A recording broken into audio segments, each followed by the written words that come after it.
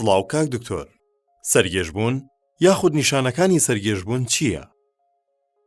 زۆر سپاس. سەرگەشت خواردنێکە کە لە باوترین ئەو نیشانانەی کە نەخۆش سەردانی پزیشکی مێشک و دەمە یان پزیشکی قورگروتی گوێیە کابۆی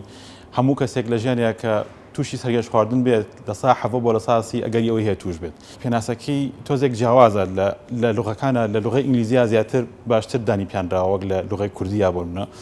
کە نەخۆشێکەڵە سەرگەشت خواردن هەیە کۆمەڵە شتەگرێتەوە. یەکەمیان هەندێک نەخۆش هەیە سەری ئەسوڕێتەوە یان با بڵین دنیا لە بەرچاوی ئەسوڕێتەوەوانێ هەموو دەوروبەرەکەی ئەسوڕێتەوە لە بەرچاوی یاخود هەست بە جوڵەی خۆی ئەکات جوڵەیەکی ناتەبیعی خۆی ئەمە بە ئینگلیزی پێڵن ڤێرتایگۆ بەڵام لە کوردی هەر پێڵن سەرگەشت خواردن. اینجا نوعی کە هەیە کە پێڵن دیزینێز بە ئینگلیزی ئەمە نوعێکی کێ ئەم نەخۆشانە زیاتر هەست بە تێکچوونی ئاڕاستی خۆیانەکەن لە کاتی ڕۆیشتنیان لە کاتی جوڵەیە یان هەندێکیان لە کاتێکا کە هەڵەستنە سەر پێ هەست کات کە بەرچاوی ڕەشە بێت یان هەست بە ئەوە وەکو شتێک پاڵی پێوەنێن. ئەمە بۆچی گرنگە ئەم نوع پێناسانە جیاکردنەوەکەی لەبەرەوەی هۆکارەکەی فەرقی هەیە. زۆر باشە کاک دکتۆر، ئەکرێ پێمان بڵێ هۆکارەکانی سەرگێژبوون چین؟ هۆکارەکان ئەتوانین بە شێوەیەکی گشتی جایکەینەوە ئەوەی کە زۆر گرنگ بێت بۆ ئەو هۆکارانی کە پەیوەندیان هەیە بە گوێی ناوەوە یاخود باڵین ئەندامی تەوازنی لە شینسان یاخود ئەو هۆکارانی کە پەیوەندیان هەیە بە ناو مێشکەوە مێشکی مرۆڤەوە. لەگەڵ هەندێک هۆکاری کەشا کە دوای باسییانەکەین ئەوەی کە گرنگترین شت بێت ئەمە وەکو هۆکار باسی کەین هەندێک نەخۆش هەن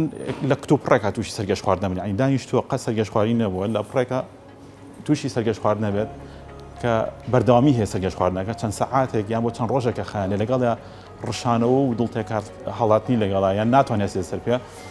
لەم حاڵەتانەیە گرنگترین شت بە تایبەتی ئەگەر نەخۆشێت تۆزێت تەمەنی هەبێت زەخت و شەکر نەخۆشی دڵی لەگەڵا بێ لەم کاتانەیە ئەبێت نەخۆشەکە بە کتوپڕی بچێت بۆ خەسەخانە نەخۆشی پزیشکی پسپۆڕی مێشک و دەمان بیبینێ بۆ ئەوەی کە ئەشعی بۆ بکرێ هی سەری چونکە لەم حاڵەتانە ئەمە بیر لە جەڵدەی دەماغەکەینەوە جەڵدەی دەماغێکێک لە هۆکارەکان لەم نەخۆشەی کە باسمان کرد یەکێک پیر بێت زەخت و شەکرە و نەخۆشی دڵ یان خود جەڵدەی لەو پێشی لەگەڵانە ئەمە زۆر زۆر گرنگە. بەڵام ئەو نەخۆشانی کە جەڵدەی مێشکیان هەیە هەندێک نیشانێکیان هەیە وەکو چاوێن لەوانێ بەدوام بینێت لاوات چێت دەموچاویان سڕبیان لایەکی لەشیان سڕبێتیان لایەکیان لە ئیشکەوێت یان قسەکردنی تێکچێت ئەمە وەکو جەڵدە. هەندێک هۆکاری کە هەن کە پێیان هەیە بە گوێی ناوەوە کە بە کتوپڕی دەست پێکە ئەمیش وەکو هەوکردنی دەماری هەشتم کەمپیوتەر ڤێستیبولار نیورایتس لەم حاڵەتانە نەخۆشەکەش بە هەمان شت بە کتوپڕی تووشی سەرگەشت خواردنە بێت لەگەڵیا ڕشانەوە و دڵتێکەڵاتنی لەگەڵایەوە سەرگەشت خواردنی ئەم نوعیان زۆر ناڕەحەترە بۆ نەخۆش وەک لە سەرگەشت خواردنی کە بەهۆی جەڵدەوە بێت. ئەمە بەنسبەت ئەوە اینجا هەندێک هۆکاری کە هەن وەکو هەر پەیوەندیان هەیە بە گوێی ناوە وەکو دروستبوونی کریستاڵ کە بە ناوەکەی وا باوە لە ناو خۆمانە ئەو کریستاڵە دروستی ناکە خۆی بەشێکە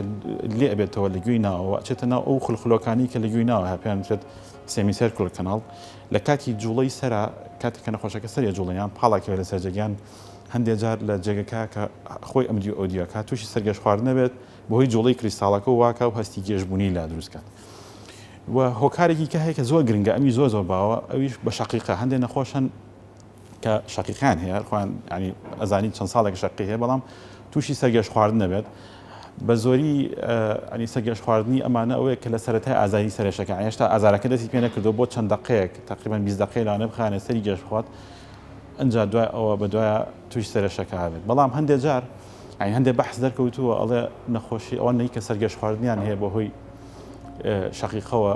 زۆر نوعی جیاوازی هەیە لەوانەیە بەهۆی جوڵەی سەریانەوە بێت هەر یان لاوچێت لە کتوپڕێکا بەبێ ئەوەی کە پەیوەندی هەبێت بە سەرێشەوە دروست بێت ئەو حاڵەتە. زۆر باشە. چارەسەرەکانی سەرگێژبوون چین؟ بەڵێ چارەسەرەکانی بە شێوەیەکی گشتی پەیوەندی هەیە بە هۆکارەکەی وەکوتمە هۆکارەکەی بێت دەستنیشان کرێت یەکەم جار اینجا چارەسەرەکەی پێوەیە بە تایبەتی ئەوەی کە گرنگ بێت جەڵدەی مێشکە کە ئەمە زۆر زۆر ینی پێویستیم پێوەی ئەویش ئەو نەخۆشانەی کە وەکوتم زەخت شەکرە نەخۆشی دڵ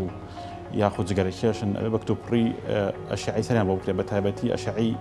ڕەنینی موگناتیسی باشترین شتە بۆ حاڵەتەکە بووی حاڵەتەکە دەستنیشان کات لەم حاڵەتە بێ وەکو جەڵدەی مێشک عیلاجی بکرێت. ئەو حاڵەتانی کە پەیوەندیان هەیە بە گوێی ناوە بە تایبەتی وەکوتم هەرە باوترین هۆکارەکان کە دروستبوونی کریستاڵەکە باشترین چارەسەر بۆ ئەمە عیلاج تەبیعیە نوع عیلاجی خۆی هەیە ئەی کە بۆ عیلاج تەبیعیە ئەو کریستاڵە لە گوێی ناوە لەو خولخولۆکانە کە پێوترێت سێمیسێرکڵ کەناڵ لێوێتە دەروانێت زۆر سپاس کاک دکتۆر دەستخۆشی بۆ بەڕێستان زۆر سپاس بۆ ئێوەش زۆر سپاس